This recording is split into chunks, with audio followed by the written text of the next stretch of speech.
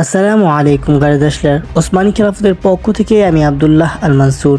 আজকের ভিডিওতে বাংলাদেশের জনপ্রিয় তুর্কি ড্রামা সিরিজ কৌলুস ওসমানের আসন্ন সিজন 5 এর ইতিহাস ভিত্তিক কিছু তথ্য দেব এবং সেই সম্পর্কে কিছু আলোচনা করব। বিস্তারিত আলোচনা নিয়ে ফিরছি ছোট্ট একটি ইন্ট্রোর পর।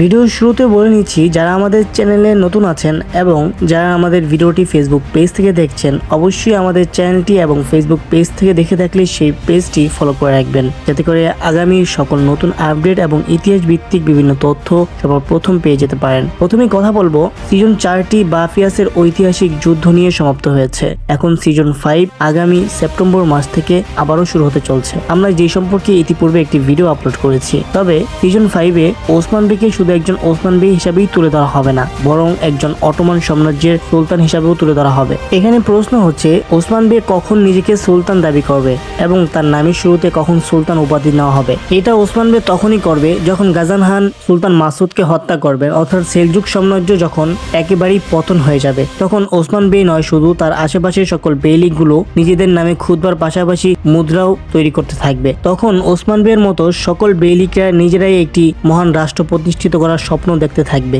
যা তারা ইতিপূর্বেও দেখেছিল। কথা হচ্ছে, এইখানে ওসমান বের সবচেয়ে বড় শত্রু হবে বাইজেন্টাইনরা, যারা নাকি ইতিপূর্বে ওসমান বের শত্রু ছিল। তবে তখন তারা ওসমান বের দিকে অন্যভাবে দেখবে, কারণ ওসমান বে তার সাম্রাজ্য বড় করার জন্য বাইজেন্টাইনদের সকল জমিগুলো দখল করতে হবে। এই জন্য বাইজেন্টাইনরা তাদেরকে প্রতিরোধ করার জন্য অন্যান্য সকল বেইলিকদের সাথে হাত মিলাবে। ইতিহাসের মতে সেলজুক সাম্রাজ্য ধ্বংস হওয়ার পূর্বে ওসমান বের পক্ষ নিয়ে কিছু বেইলিক ওসমান বেকে সমর্থন করত। তবে যারা নাকি একদম সাগরবর্তী এলাকার বেইলিক গুলো ছিল, তারা কখনোই ওসমান বেকে সমর্থন করেনি। এমনকি ওসমান বে ইন্তেকালের পরও অটোমান সাম্রাজ্যের দ্বিতীয় সুলতান উরহান যখন সিংহাসনে বসেন, তখনও তারা ওসমান বের সাম্রাজ্যের বিপক্ষে ছিল। তবে তাদের নিজেদের সংঘর্ষ এবং ক্ষমতালোভীর কারণে তারা নিজেরাই ধ্বংস হয়ে পড়েছিল। অন্যদিকে বাইজেন্টাইনরাও তখন হাঁপিয়ে উঠেছিল, নিজেদেরকে গুছিয়ে উঠাতে পারেনি। তাছাড়া আমরা দেখেছি ওসমান বে কিন্তু বাইজেন্টাইনদের থেকে তাদের সকল পণ্যের এবং সকল যে সমস্ত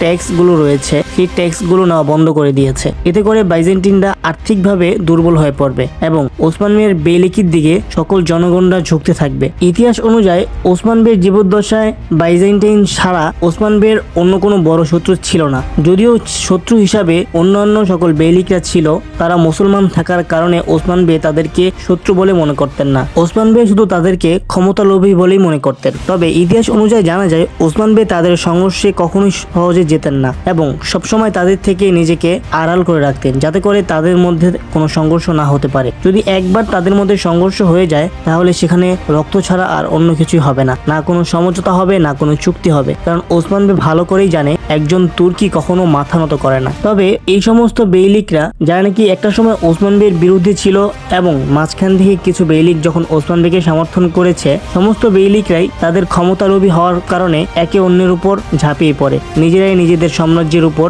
ঝাঁপাতে থাকে। এতে করে একটা সময় তাদের সাম্রাজ্য বিলুপ্ত হয়ে পড়ে। তাদের নিয়ন্ত্রণে থাকা সকল জনগণরা দিশাহারা হয়ে আর্তুগুল গাজীর স্বপ্ন ও ওসমান বের কঠোর পরিশ্রমের গড়ে তোলা এই সাম্রাজ্যের দিকে আস্তে আস্তে ঝুঁকতে থাকে। এটা হয়েছিল অটোমান সাম্রাজ্যের দ্বিতীয় সুলতান উরহানের সময়। তখন সমস্ত বেইলিকগুলো ধ্বংস হয়ে ওসমানীয় সাম্রাজ্য একটি বৃহৎ সাম্রাজ্যে পরিণত হয়ে ওঠে। যাই হোক, এখন কথা বলা যাক মালহুন খাতুনকে নিয়ে। কিছুদিন পূর্বে একটি নিউজ প্রচারিত হয়েছিল বিভিন্ন সোশ্যাল মিডিয়াতে, যেখানে বলা হয়েছিল মালহুন খাতুন আগামী ভলিউম অথবা আগামী সিজনে বিদায় নিতে চলছে। তবে ইতিহাস অনুযায়ী মালহুন খাতুন এত তাড়াতাড়ি ইন্তেকাল করেন না। ইতিহাস অনুযায়ী মালহুন খাতুন ওসমান বের পরে ইন্তেকাল করেন, আর বালা খাতুন 1325 অথবা 24 খ্রিস্টাব্দে ইন্তেকাল করেন। তবে এখন যদি সে বিদায় নেয়, তাহলে এটা তার সম্পূর্ণ ব্যক্তিগত ব্যাপার। তাছাড়া এখনো আমাদের কাছে এমন কোনো খবর আসেনি যেখানে মালহুন খাতুন অন্য কোনো কাজের জন্য চুক্তি করেছে। যদি সে অন্য কোনো কাজের জন্য চুক্তি না করে থাকে, তাহলে অবশ্যই সে কৌলুস ওসমানে কাজ করতে থাকবেন। যাই হোক, এই ছিল আজকের ভিডিও। যদি ভিডিওটি ভালো লাগে তাহলে অবশ্যই ভিডিওতে একটি লাইক কমেন্ট করে দিবেন এবং ইউটিউব থেকে দেখে থাকলে অবশ্যই আমাদের চ্যানেলটি সাবস্ক্রাইব করে দিবেন। ফেসবুক থেকে দেখে থাকলে অবশ্যই পেজটি ফলো করে দেবেন,